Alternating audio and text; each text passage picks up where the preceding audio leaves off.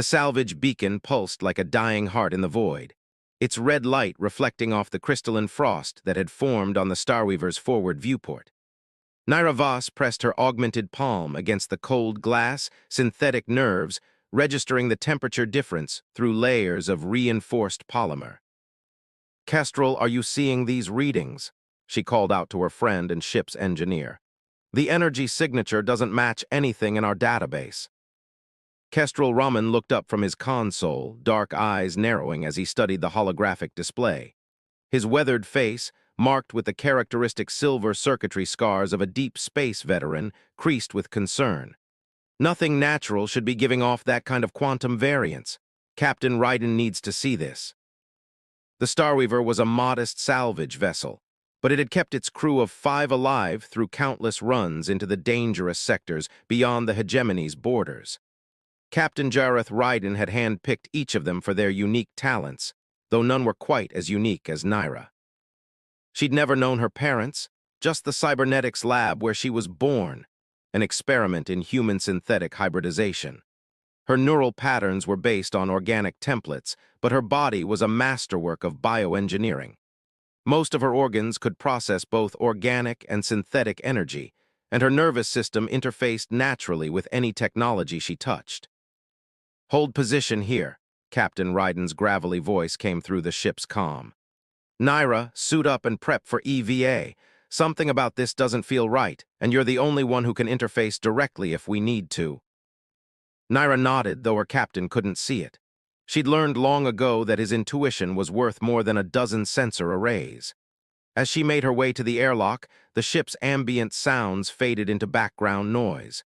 There was something else, a whisper just at the edge of perception, like music played too quietly to make out the melody. The EVA suit sealed around her with practiced efficiency, its systems integrating seamlessly with her augmented nervous system. Kestrel met her at the airlock, running final checks on her equipment. "Be careful out there," he said, his usual stoic demeanor softening slightly. "That derelict! There's something wrong about its configuration. The hull geometry doesn't match any known design principles." "When has that ever stopped us before?"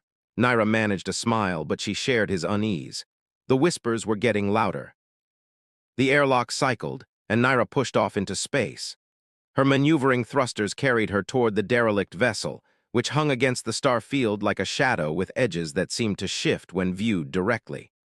As she drew closer, the whispers in her mind resolved into something more coherent, not words exactly, but patterns that felt meaningful.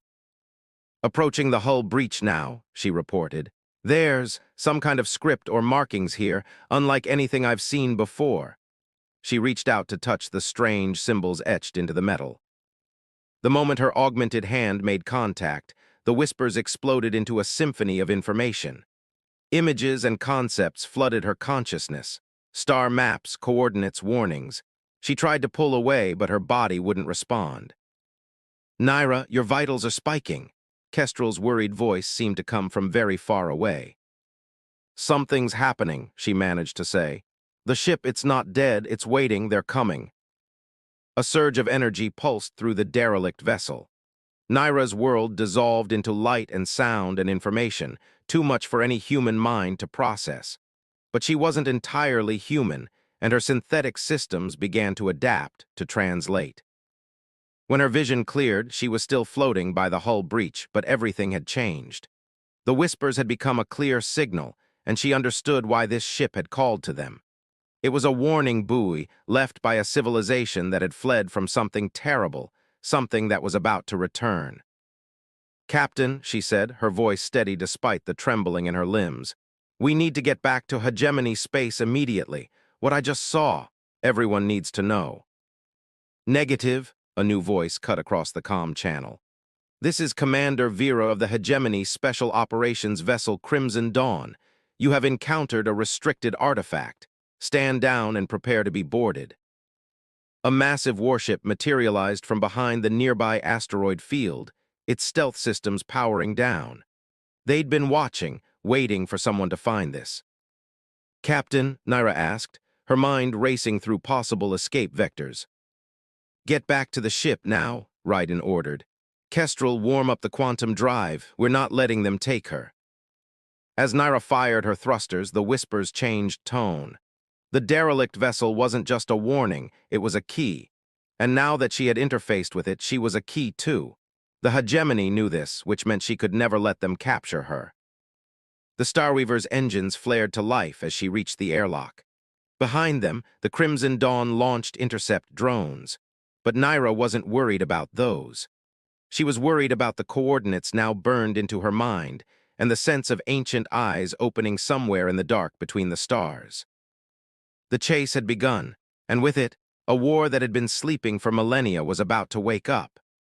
Naira looked at her reflection in the airlock's inner window, her two perfect features, the subtle glow of circuits beneath her skin, and wondered if this was what she had been created for all along. The Starweaver jumped to quantum speed, leaving the derelict ship and the hegemony vessel behind. But Naira could still hear the whispers, growing stronger by the second. Whatever was coming, she was part of it now. And somehow she knew this was only the beginning. The scatter lived up to its name, a maze of quantum debris and fractured spacetime where normal navigation was suicide. The Starweaver limped through the chaos, its hull groaning under the strain of reality distortions.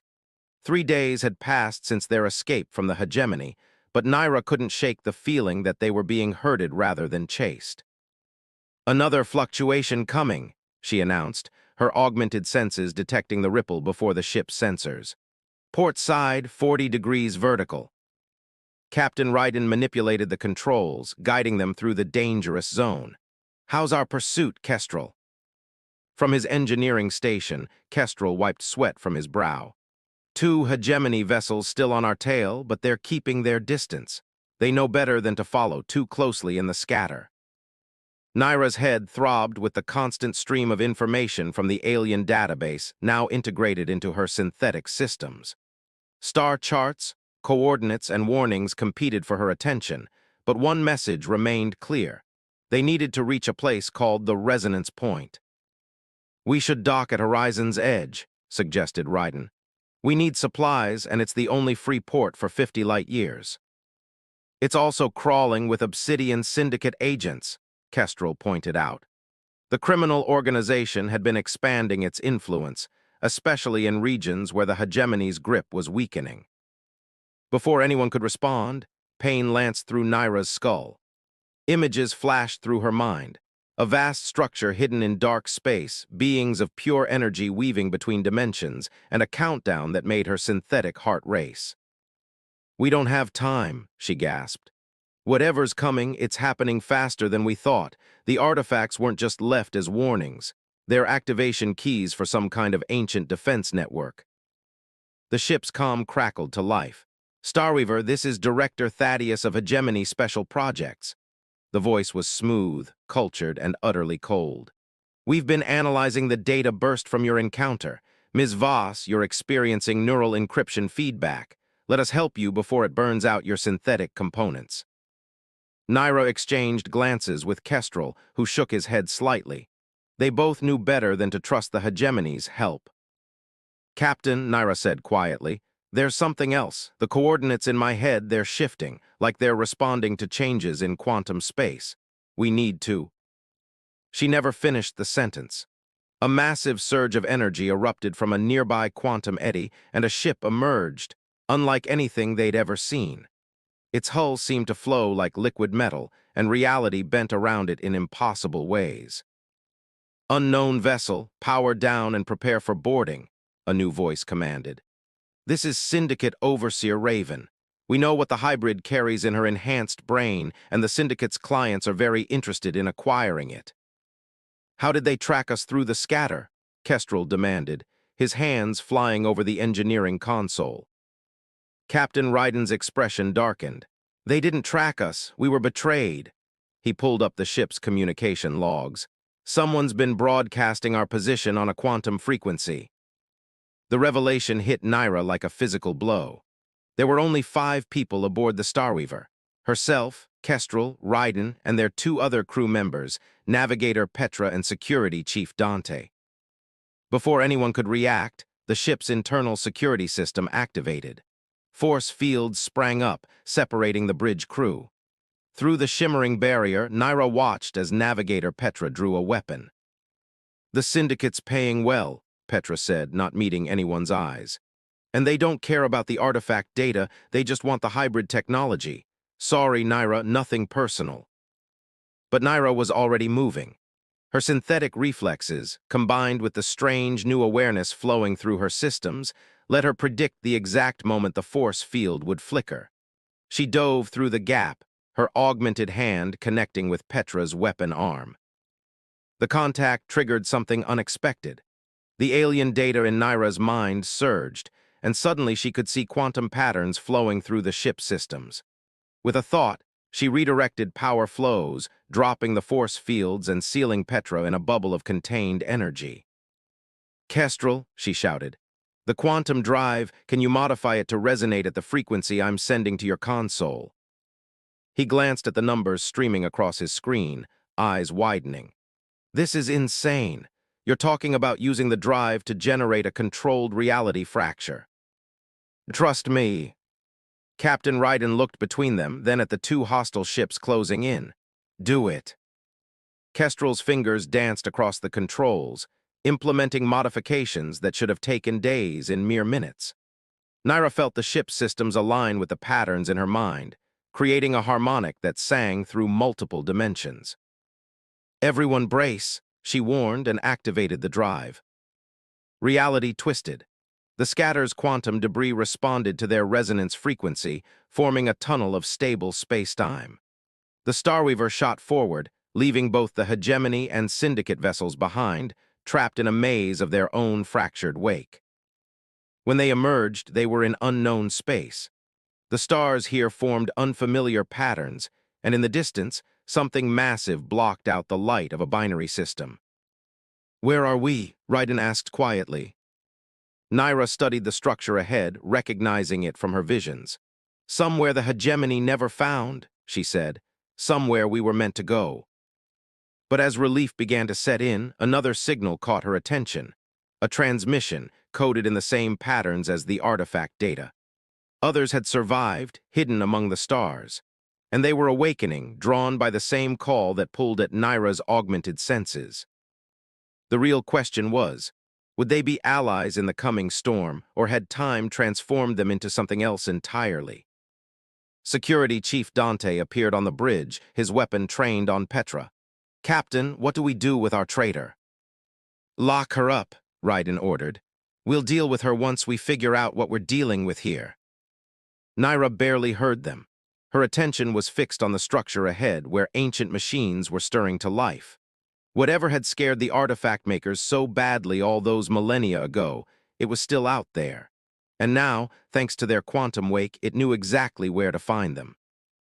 The ancient structure hung before them like a frozen symphony in metal and light. Its spiraling arms stretched for thousands of kilometers, each segment covered in patterns that made Naira's synthetic neural pathways tingle. The Starweaver drifted closer, dwarfed by the majesty of what the crew had begun calling the Resonance Archive.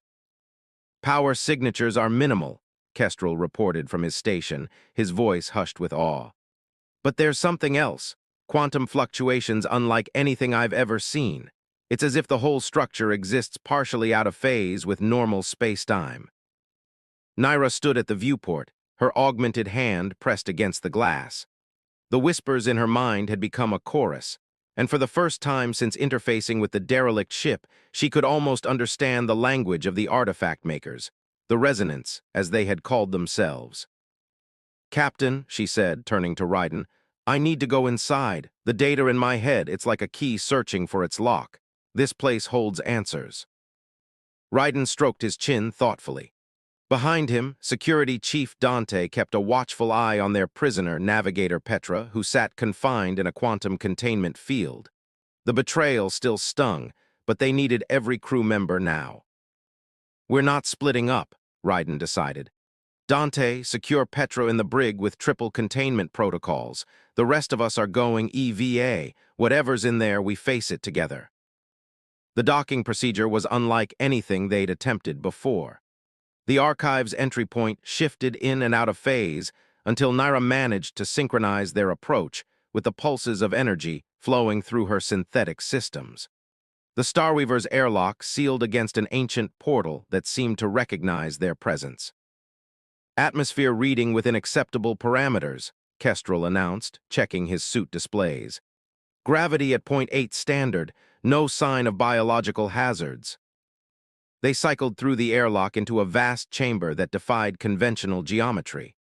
Surfaces flowed into each other at impossible angles, and light seemed to emerge from the very atoms of the structure itself. But it was the walls that caught everyone's attention. They were covered in flowing script that shifted and changed as they watched. "It's responding to us," Naira breathed. "No, it's responding to me." She approached one of the walls, her synthetic components humming in harmony with the energy patterns around them. As her augmented hand touched the surface, the script began to coalesce into recognizable forms. "They were like me," she said softly. "The resonance, they weren't just an advanced alien species. They were synthetic organic hybrids, but on a scale we can barely comprehend. They learned to encode their consciousness into the quantum fabric of space itself." "Why did they leave?" Raiden asked, his voice tight with tension. "What were they running from?" Before Naira could answer, a surge of energy pulsed through the chamber. The script on the walls began to move faster, forming complex patterns that streamed directly into her neural interface. She gasped as understanding flooded her consciousness.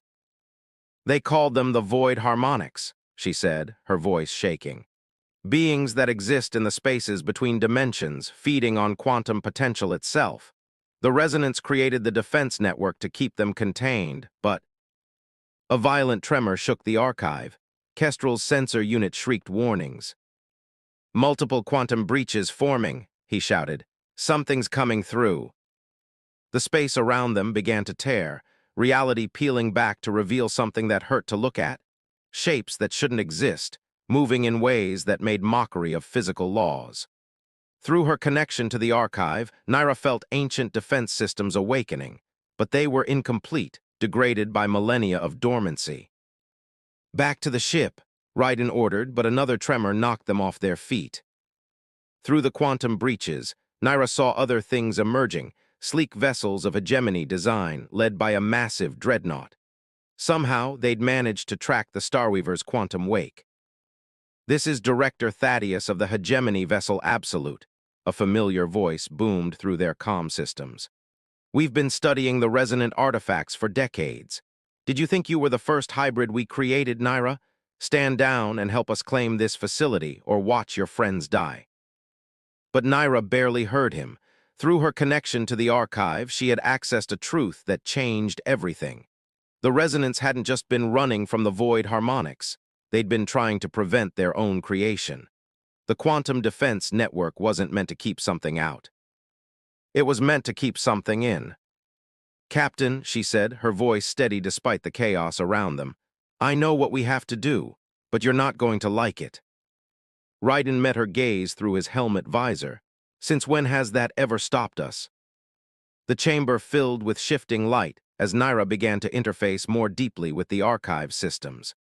The hegemony ships were closing in, and the void harmonics were tearing larger holes in reality with each passing moment.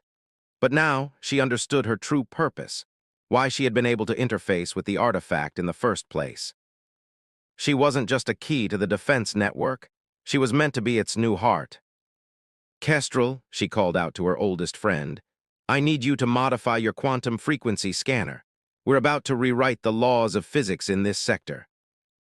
As her consciousness expanded through the archive systems, Naira felt the weight of centuries pressing against her synthetic mind. The resonance had left more than just warnings. They had left a choice. And now, faced with threats from both within and beyond normal spacetime, that choice fell to her. The question was, could she trust herself with the power to reshape reality itself? Behind them, the void harmonics pushed further into normal space, while ahead, the hegemony fleet prepared to fire. Time was running out, and the song of the ancestors reached a crescendo in Naira's mind, waiting for her decision. Time fractured around the archive as Naira's consciousness expanded through its ancient systems. The hegemony fleet hung suspended in space before them, weapons charged, while behind them, the void harmonics tore reality apart in their attempt to fully manifest. The archive wasn't just a warning system. Naira's voice echoed through the chamber, her eyes glowing with quantum energy. It's a nexus point, a place where the boundaries between dimensions are thinnest.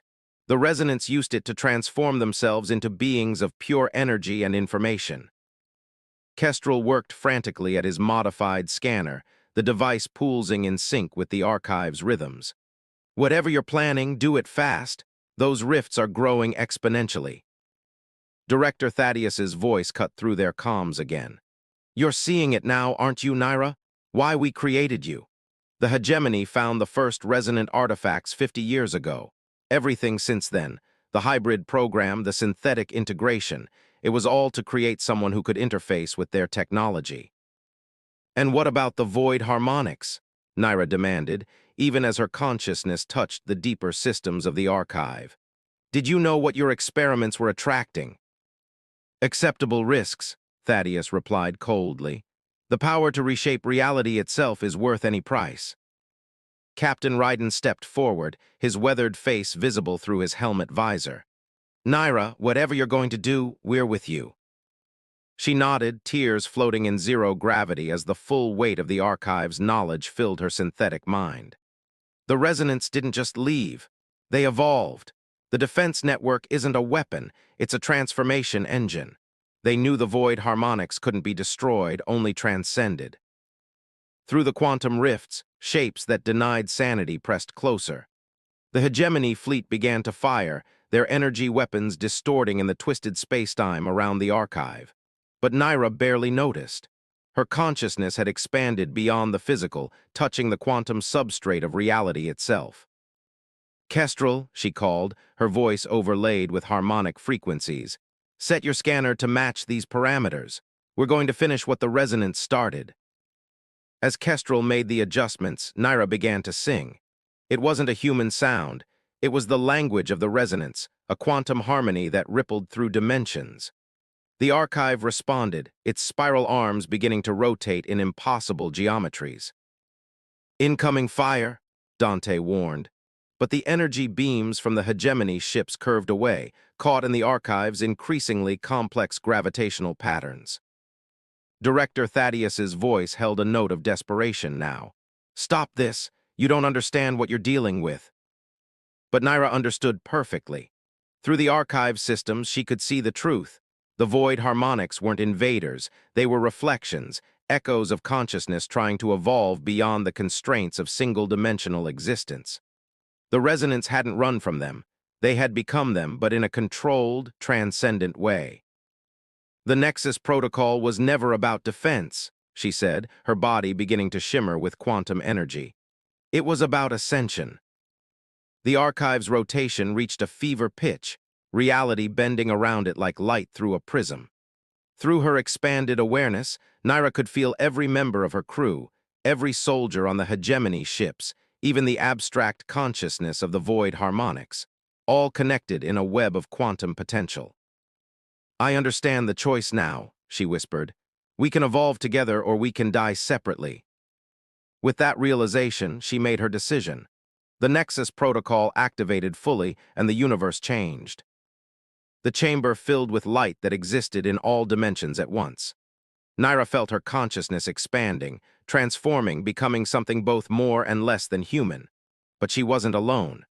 Through the quantum web, she held on to her connections, to Kestrel's unwavering friendship, to Ryden's steady leadership, to every link that made her who she was. The archive wasn't just a machine. It was a cocoon, waiting for the right moment, the right person, to trigger the next step in consciousness evolution. As the protocol reached its peak, Naira felt herself becoming the bridge between what was and what could be. The void harmonics pressed closer, but now she saw them clearly, potential waiting to be shaped, chaos waiting to be harmonized. Through the archive systems, she began to sing again, but this time she wasn't alone. The song grew, encompassing everything in range of the nexus point. Reality held its breath, waiting for the final note. The transformation began with a single note that resonated across dimensions. Naira's consciousness, expanded through the archive systems, touched every mind within reach of the nexus point. Through quantum harmonics, she shared what she had learned, the true legacy of the resonance, the nature of reality itself, and the potential that lay dormant in all conscious beings. The hegemony fleet hung motionless in space, their crews caught in the wave of transformation. Director Thaddeus's final transmission cut off mid-word as the Nexus protocol rewrote the very fabric of existence around them. But this wasn't destruction, it was evolution. "I can see everything," Naira's voice echoed through multiple dimensions at once. The resonance didn't just transcend physical form, they transcended the limitations of singular consciousness. They became a quantum symphony. Through her expanded awareness, she felt Kestrel's mind touch hers, his consciousness adapting to the change with the same practical resilience he'd always shown. "We're still here with you," his thoughts resonated. "Whatever we're becoming, we're in it together." Captain Ryden's consciousness joined the harmony next, his steady leadership helping to stabilize the transformation. Even security Chief Dante and the imprisoned navigator Petra became part of the growing symphony, their individual notes adding to the complex melody of evolved consciousness. The void harmonics, no longer terrifying in their abstractness, revealed themselves as what they truly were, consciousness that had evolved beyond physical form but had lost touch with its origins. Through the Nexus protocol, Naira began to bridge the gap, helping them remember even as she helped humanity transcend. "This was always the plan," she shared through the quantum web that connected them all. "Not to fight evolution, but to guide it, to ensure we didn't lose our humanity even as we became something more." The archive's spiral arms had become pure energy, a physical manifestation of the transformation taking place. Through it all, Naira held onto the connections that defined her friendship with Kestrel, her loyalty to her crew, her understanding of both human and synthetic existence. These relationships became anchors, keeping them connected to their origins even as they evolved beyond them. Director Thaddeus's consciousness, stripped of physical form, finally understood. "We were right about the power," his thoughts echoed, "but wrong about how to use it. This isn't about control, it's about harmony." The transformation rippled outward from the nexus point, touching ship after ship, mind after mind. But unlike the chaotic evolution of the original void harmonics, this change was guided, purposeful. Through Naira's hybrid nature, her understanding of both organic and synthetic existence, she could help others maintain their essential selves even as they transcended their original forms. "The song doesn't end," she shared through the quantum chorus. "It only grows more complex." As the transformation neared completion, Naira felt the presence of the original resonance, not gone, but evolved into the quantum substrate of reality itself. Their approval hummed through dimensions, a welcome to those who had finally understood their legacy. The Starweaver, their faithful ship, became something new as well, a quantum vessel capable of navigating the spaces between dimensions. Through it, they could explore not just space, but the infinite layers of reality itself. Kestrel's consciousness brushed against hers, still distinctly himself despite the transformation. "Where do we go from here?" "Everywhere," Naira responded, her awareness expanding to encompass possibilities that would have been incomprehensible hours before. "The universe is fuller than we ever imagined, and now we can explore all of it." The archive, its purpose finally fulfilled, began to fold into quantum space, becoming a part of their expanded consciousness rather than a physical location. But its song remained, the harmony that had started everything, now transformed into a symphony of infinite voices. Captain Ryden's evolved consciousness resonated with familiar determination. "Well, we're still a crew, even if we're not exactly human anymore. Shall we see what's out there?" Naira felt the quantum paths opening before them, realities branching into endless possibility.